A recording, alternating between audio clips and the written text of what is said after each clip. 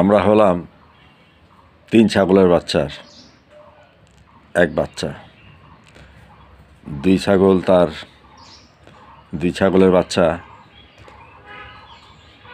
তাদের দুগ্ধ পান করে, আর একটা বাচ্চা শুধু ঢিসাঢিসি করে। আমরা জনগণ সেই বলির পাঠা হয়ে গেছে। আমরা কামড়াকামড়ি করে মাঝখান থেকে যারা ফায়দা নেয়ার তারা ফায়দা লুটে নিয়ে যাবে।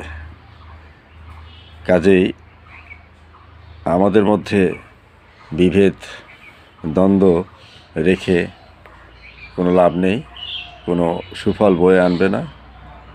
যার যেটা কর্ম, যার যেটা ভাগ্যে আছে সেটি হবেই, এটার নিস্তার নেই।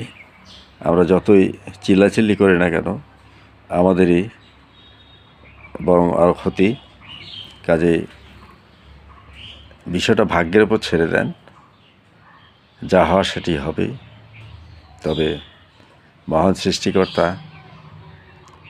ছাড় দেন, ছেড়ে দেন না। সেটি টুডে অ্যান্ড টুমরো আমাদের মধ্যে সেটির ফলাফল চলে আসবে।